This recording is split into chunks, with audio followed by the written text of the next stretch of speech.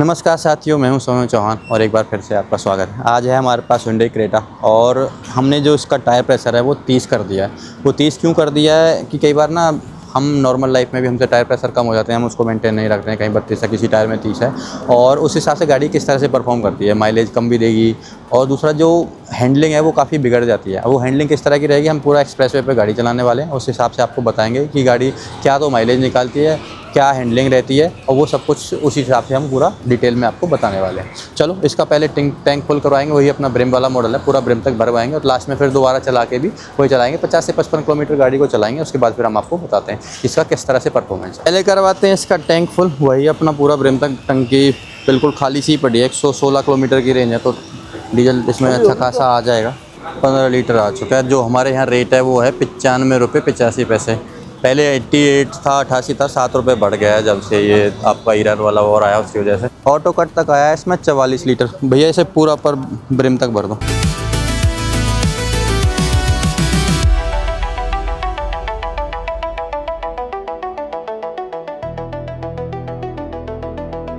पूरा ब्रिम तक आ गया यहाँ पे डीजल। और भाई इसने लिया है 55 लीटर, 47.56 लीटर के आसपास। जैसे आप देख रहे हो इसमें टायर प्रेशर है 30, 3 टायर का, और एक का है 29 में 30, मतलब मोटा मोटा आप 30 मान लो। 30 से नीचे ये थोड़ा ब्लिंक करने लग जाता है रेड में। और अभी जो करंट ट्रिप है उसको हम कर दिया है हमने 0। गाड़ी चली है 28,861 किलोमीटर।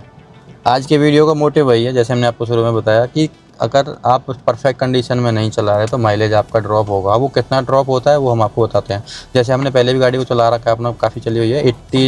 590 की स्पीड पे ये आराम से 21 साढ़े 21 का माइलेज देती है। और आज हमने इसका टायर प्रेशर किया है कम, तो ये कितना माइलेज ड्रॉप करती है वो हम आपको बताते हैं।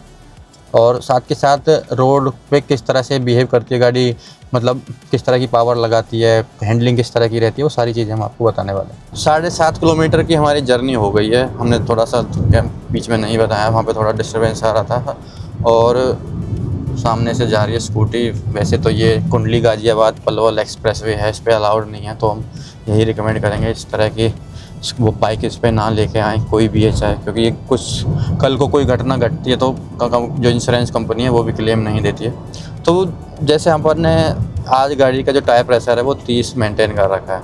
एक टायर में 29 है, तो यहाँ पे जो सिंबल है वो भी आ रहा है उसकी वजह से। बाकी जो हमारा जो स्पीड है वो हमने 85 ही मेंटेन कर रखी है। जो पहली चीज़ मैं आपको बता दूँ तो स्टीयरिंग काफ़ी टाइट हो गया है। स्टीयरिंग को जैसे इधर उधर लेके जा रहे हैं तो काफ़ी दम लगाना पड़ रहा है। जैसे हाइड्रोलिक स्टीयरिंग होता है उस हिसाब से इसकी परफॉर्मेंस आ रही है। दूसरा, गाड़ी का जो पावर है, पावर आउटपुट भी वो उस तरह से नहीं है जैसे नॉर्मल टायर प्रेशर के साथ होता है। तीसरा, जो रोड नॉइस है टायर का वो काफ़ी अंदर आ रहा है। जैसे आपको पता है ये सीमेंटेड रोड है, काफ़ी मतलब बहुत ज़्यादा साइलेंट तो नहीं है, लेकिन इतना भी नॉइस इसमें नहीं आता। जैसे हम इस पर गाड़ी चलाते रहते हैं, काफ़ी टेस्ट भी किए हैं। नॉर्मली जैसे हमें हरिद्वार की तरफ निकलना होता तो यही रोड यूज़ करते हैं, तो वो चीज़ नहीं आ रही है। मतलब एयर का तो काफ़ी इम्पैक्ट है टायर में। बाकी माइलेज में मैं बताऊं तो जैसे पहले हमने गाड़ी स्पीड पे चलाई थी तो काफ़ी 22-23 तक का माइलेज भी इसमें दिखा देती थी। अभी 17.5 तक का ही पहुंचा है। एक चीज़ और मैं बताऊं तो जैसे स्टीयरिंग को पकड़ के रखना पड़ रहा है तो हाथ पे, शोल्डर पे काफ़ी प्रेशर आ रहा है, दबाव आ रहा है। वो टायर में जैसे हवा कम है उसकी वजह से ही आ रहा है मोस्ट प्रोबेबली, क्योंकि अलाइनमेंट तो इतना आउट नहीं है, अलाइनमेंट ठीक ही है गाड़ी का। दूसरी मैं बता दूं तो अभी पेट्रोल में तो जैसे इथेनॉल आने लग गया है और डीजल में भी शायद मिलावट आने वाली है। कोई इब्यूटेनॉल है या क्या है, मैं सही से प्रोनाउंशिएट नहीं कर पा रहा हूँ उसे, वो उस तरह की मिक्सिंग आने वाली है। उसके बाद डीजल गाड़ियों में भी वही हाल हो जाएगा। जो पेट्रोल गाड़ियाँ हैं जैसे माइलेज ड्रॉप कर रही हैं काफ़ी, तो वो भी डीजल में भी ये मिक्सिंग शायद दे देंगे। लेकिन आई थिंक अभी कोई इंजन इसका कंपैटिबल अभी बना नहीं है डीजल का, जैसे मुझे पता है, जहाँ तक मेरी नॉलेज है। उसके लिए शायद अभी काम चल रहे हैं क्या है, लेकिन वो मिक्सिंग हो जाएगी तो होगा तो गलत ही डीजल इंजन के साथ। ना तो वो पावर बचेगी ना माइलेज बचेगी, और इंजन का जो मेंटेनेंस है वो काफ़ी बढ़ जाएगा। गाड़ी की मैं बात करूँ तो ये है क्रेटा का एस ऑप्शनल मॉडल, मैनुअल में है, 5-6 स्पीड में। और जो पावर है वो 115 bhp की है, 250 न्यूटन मीटर का इसमें टॉर्क है। गाड़ी में पावर वगैरह की तो वैसे कोई दिक्कत रहती नहीं है, माइलेज वगैरह भी अच्छा ही देती है। और 29,000 के करीब करीब गाड़ी चल गई है। ये मेरी पर्सनली कार है और कोई भी मेंटेनेंस मैंने इसमें अभी तक कुछ करवाया नहीं है अलग से कि जिसकी ज़रूरत पड़ी हो।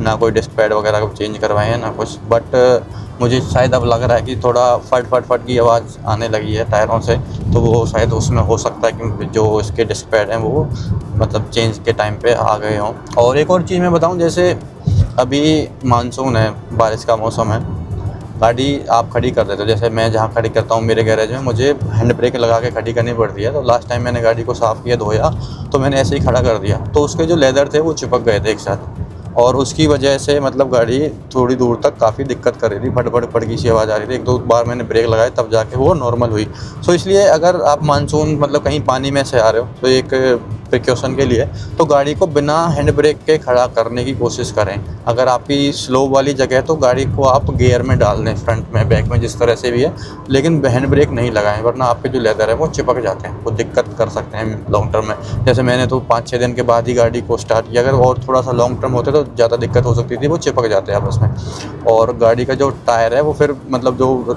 ड्रम होता है जहाँ पे डिस्क पैड चल लगती है, ब्रेक लगते हैं, वो उसमें भी कुछ प्रॉब्लम छोटी मोटी आ सकती है। 19 किलोमीटर गाड़ी चल गई है और गाड़ी का जो ओडोमीटर में माइलेज आ रहा है वो 21.2 का आ रहा है। 85-86 चलने के लिए 1800 आरपीएम गाड़ी ले रही है, 32 डिग्री गाड़ी का टेम्परेचर है, और जो रेंज आ रही है वो 854 किलोमीटर की आ रही है। जैसे अभी आपके सामने हमने थोड़ी देर पहले टैंक पूरा ब्रिम तक फिल करवाया था।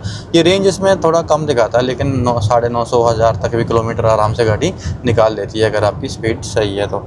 अभी तो जैसे नई क्रेटा में तो काफ़ी चेंज कर दिए हैं। वैसे वैल्यू फॉर मनी जो मॉडल है वो ऐसा ऑप्शनल था, क्योंकि इसमें आपको सनरूफ मिल जाती है, म्यूजिक सिस्टम, आपके automatic AC dual zone control के साथ, और पूरा क्रूज कंट्रोल वगैरह सब कुछ फिट मिलता है इसमें। ऐसा अलग से कुछ करवाने की ज़रूरत नहीं होती है। बस हमने इसमें छोटे से काम करवाए थे, जैसे इसमें सीट कवर अलग से लगवाया, इसका स्टीयरिंग रैप करवाया और फुटमेट वगैरह डलवाए। बाकी अदरवाइज़ इसमें कोई दिक्कत नहीं है। बस दिक्कत वही लगती है गाड़ी में, गाड़ी की जो लाइट्स वगैरह हैं वो बिल्कुल बेकार ही हैं, कुछ खास है नहीं।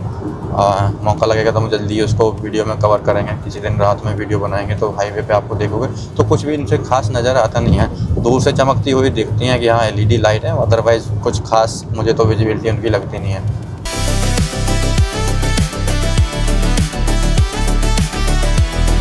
ये जो आप सामने इंटरचेंज देख रहे हो ये है जेवर जो एयरपोर्ट है उसके लिए जो रास्ता जा रहा है फरीदाबाद से, उसके लिए। ये यहाँ से केंडली गाजियाबाद पलवल में मोहना के आसपास जो झांसा से पहले आता है वहाँ से ये रास्ता दिया गया है, और ये पूरा आपको जेवर से कनेक्ट करेगा। अगर आप इधर गाजियाबाद की तरफ से आ रहे हो तो आप यहाँ से कनेक्ट कर सकते हो, और पलवल की तरफ से आ रहे हो तो भी आप यहाँ से निकल सकते हो जेवर की तरफ, अगर आपको अलीगढ़ रोड नहीं लेना है तो। ये पूरा वही अपना 4 लाइन एक्सप्रेस वे ही बन रहा है, और यहाँ से जो इसके आसपास के गांव हैं उनमें भी आप कनेक्टिविटी ले सकते हैं। गाड़ी को हमने चला दिया 32.9 किलोमीटर, 40 किलोमीटर की जर्नी होगी पूरी, और 22.5 का आ रहा है माइलेज। माइलेज में तो कुछ खास इम्पैक्ट नहीं देख रहा है, 22.5 का आ रहा है, ठीक ठाक माइलेज ही आ रहा है। बट हाँ चलाने में बिल्कुल मज़ा नहीं आ रहा है, उसमें इम्पैक्ट है बहुत ज़्यादा। वो इम्पैक्ट क्यों है? स्टीयरिंग बहुत टाइट है, आवाज़ें बहुत आ रही हैं, और पावर है जो वो इनिशियली थोड़ी गाड़ी कम लगा रही है, क्योंकि वो टायर का जो साइज़ है वो चौड़ जाता है, तो जो सरफेस है वो सरफेस एरिया ज़्यादा कवर करती है। और दूसरा फट फट फट फट की सी आवाज़ आ रही है, रोड नॉइज़ काफ़ी ज़्यादा कर रही है उसकी वजह से। अदरवाइज़ 85-90 की स्पीड पे hyundai क्रेटा काफ़ी साइलेंट गाड़ियों में से एक है। 52.7 किलोमीटर की जर्नी हो गई है पूरी, और यहाँ से हम लेते हैं विदा एक्सप्रेस वे से। अब बस इसके नीचे ही पेट्रोल पंप है, वहाँ इसको दोबारा से रिफ़िल करवाएंगे। गाड़ी में जो माइलेज आ रहा है ओडोमीटर में वो आ रहा है 22.3 का, और 53 किलोमीटर, मतलब 1 किलोमीटर और भी चल जाएंगे हम, करीब 54 किलोमीटर 55 किलोमीटर का डिस्टेंस हमारा बनता है ये इसके लिए। चलो अभी देखते हैं गाड़ी का। जैसे हमने पहले भी बताया हैंडलिंग वैंडलिंग तो इतनी अच्छी खास आई नहीं, उसका काफ़ी बड़ा इम्पैक्ट है, और माइलेज किस तरह का आएगा वो और देखते हैं। पेट्रोल पंप आ गया और पूरा का पूरा 53.9 मतलब 54 किलोमीटर ही चल जाएगी अभी। जैसे पेट्रोल पंप पे वहाँ तक फिट करेंगे खड़ी हम गाड़ी को, 54 किलोमीटर गाड़ी चल गई है पूरी। अभी देखते हैं कि ये कितना रिफिल में डीजल लेती है।